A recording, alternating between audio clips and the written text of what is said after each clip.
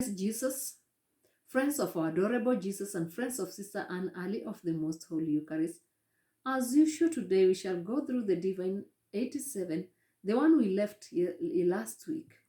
I want to continue the message, and this message is a message that our Lord Jesus dictated it to Sister Anne, and I'm going to read it as it was dictated to her. I am thirsting for souls. It was my great love for mankind that made me suffer the most ignominious contempt and horrible tortures. In the sacrament of my love, I remain day and night as a prisoner in the tabernacle for the love of repentant sinners. Pray a great deal.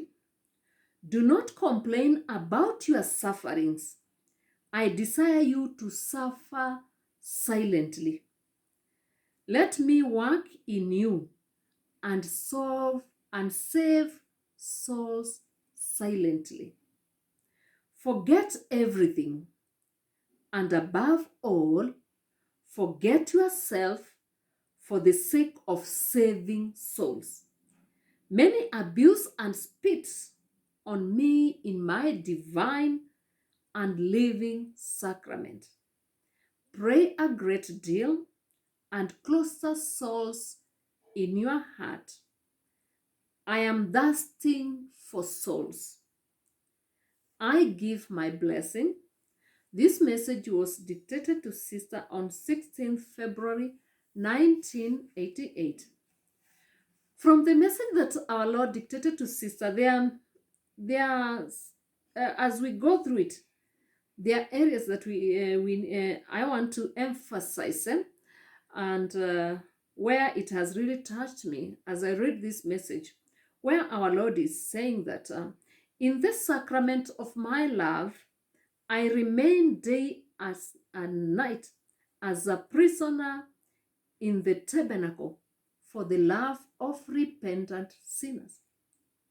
And I think when we think about it, it's very true. Jesus is always alone in the tabernacle. And I believe that the tabernacle is kept in the church, and all the Catholic churches are normally open all the days from Monday 24. They are always opened. Why? So that we can go and have and be able to communicate with our Jesus, who is kept in the tabernacle. And that is why that door of the church is open. But many times we don't go to visit him. Sister Anne Ali of the Most Holy Eucharist was an example when she was a young girl. When after she got baptized and she started receiving the Holy Communion, even from the Muslim background, Sister Anne started visiting Jesus in the tabernacle. Her parents used to wonder where she has gone, but when she comes back home, she used to say, I am from visiting Jesus. And the church where she used to go, there was no adoration chapel, but there was a church and there was a tabernacle. And that's where Sister Anne, when she was still young, she formed a habit of visiting Jesus. And even after Mass, when people are rushing to go home, Sister never used to go. She used to remain in the church, and she used to go closer to the tabernacle, kneel down there, stay even for 1 hour. I think she knew what it meant to keep Jesus company in the tabernacle. And I think she's a role model that we can emulate to learn to go and give our adorable Jesus company in the tabernacle. And there's this place where also Jesus is saying, do not complain about your suffering. He does not want us to complain about our suffering. And he's saying that he was telling Sister, I desire you to suffer silently. And this we only need to ask him to give us the grace to do that. But he's telling Sister to do that and to forget about herself for the sake of saving souls.